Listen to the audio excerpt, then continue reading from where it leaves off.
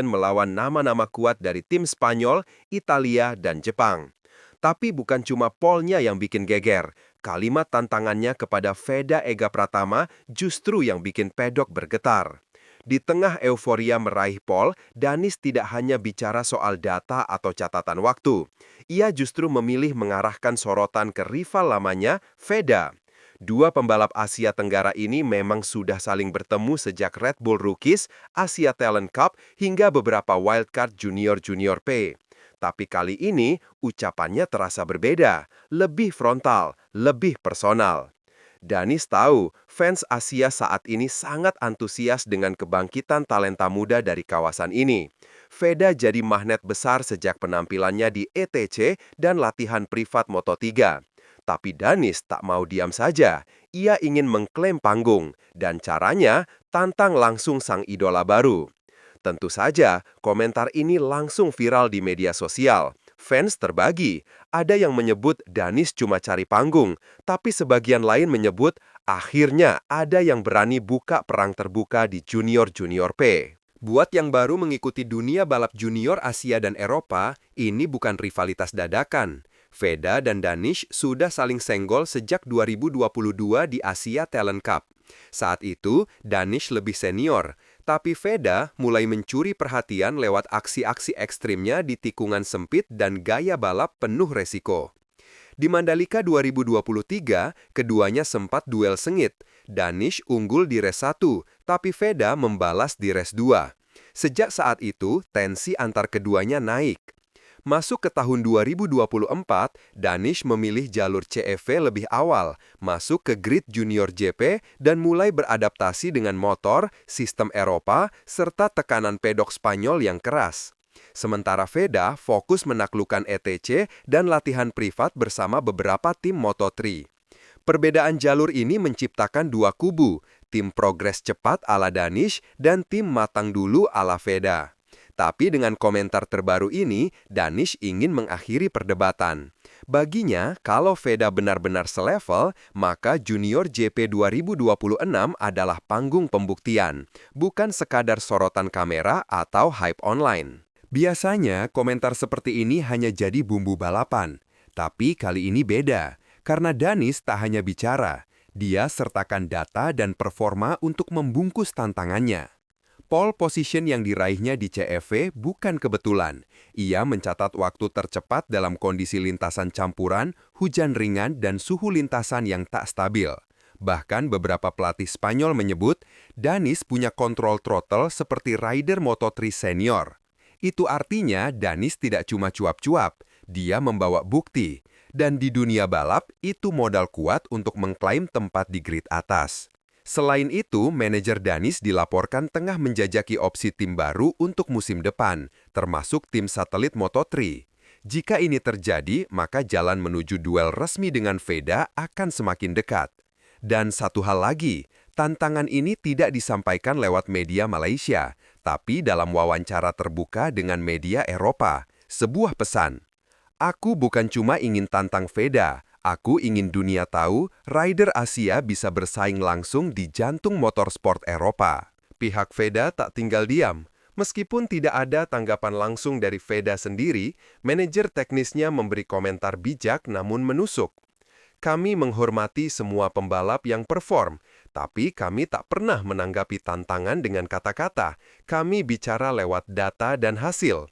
Komentar itu langsung ditafsir fans sebagai tamparan halus untuk Danish.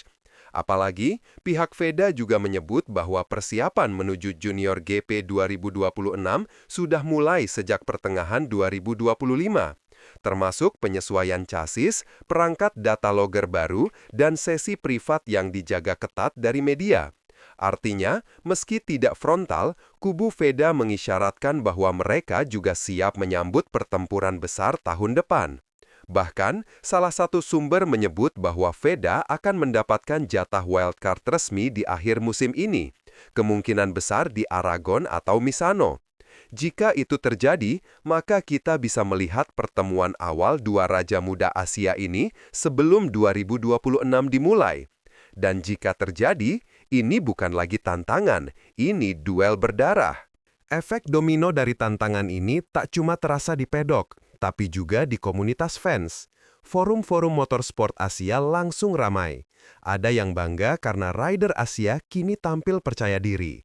Tapi ada pula yang khawatir. Apakah ini akan membelah solidaritas Asia di Eropa? Sebelumnya, Veda dan Danis sering dilihat sebagai simbol kemajuan rider Asia Tenggara. Tapi tantangan terbuka ini memecah persepsi itu. Danis dianggap ingin jadi yang utama, sementara Veda dicitrakan lebih tenang tapi diam-diam mempersiapkan kejutan. Bahkan media Eropa mulai menyorot ini sebagai potensi Asia Civil War, pertarungan internal rider ASEAN untuk memperebutkan satu spotlight global. Sebuah narasi yang kuat dan menguntungkan media serta sponsor. Namun dari sudut pandang netral, justru ini yang dibutuhkan motorsport Asia, rivalitas, kompetisi terbuka, dan tekanan nyata, karena dari situ akan lahir pembalap tangguh yang benar-benar siap naik ke Moto3 atau bahkan lebih tinggi. Dan ini baru separuh kisahnya. Tak perlu jawaban panjang, tak perlu komentar lantang. Veda memilih membalas dengan cara khasnya, diam-diam mengirim sinyal bahaya. Dalam sesi latihan tertutup di sirkuit Valencia yang tak dipublikasikan resmi, Veda mencatat waktu yang hanya terpaut 0,2 detik dari best lap rider Moto3. Bocoran ini didapat dari sumber internal tim pengembang Asia Talent Team yang hadir langsung di lokasi. Lebih menarik lagi, Veda mencoba sasis baru dan setting ECU dengan mapping khas Moto3. Ini bukan spekulasi. Rekaman dashboard telemetri yang sempat bocor memperlihatkan RPM limiter dan traction control yang sudah disesuaikan, menunjukkan bahwa Veda sedang bersiap masuk ke level yang sama dengan Danish. Tim teknis Eropa bahkan dikabarkan cukup terkejut dengan progres Veda. Salah satu pelatih menyebut, dia belajar terlalu cepat, kami bahkan belum beri full upgrade. Jadi meski Danish meledak dengan pole position dan tantangan terbuka, Veda justru menyusun balasan perlahan, seperti sniper yang menunggu waktu tepat untuk menarik pelatuk. Dan saat waktunya tiba, efeknya bisa lebih mematikan dari sekadar pole position. Pertarungan ini bukan soal dua rider Asia yang saling adu cepat. Ini jauh lebih besar. Danish dan Veda sedang memperebutkan tahta baru di dunia motorsport Asia. Selama ini, rider Asia cenderung berada di jalur pengembangan yang lambat, mengikuti sistem Eropa, menunggu wildcard, dan harus adaptasi pelan-pelan. Tapi mereka berdua menunjukkan bahwa generasi baru dari Asia Tenggara bisa main cepat, bisa melawan sistem, dan bisa menembus batas. Jika Danish sukses di Junior GP 2026 dan bisa konsisten podium, dia bisa jadi pembalap Malaysia pertama yang mendapat kursi tetap Moto3 pasca Zulfahmi.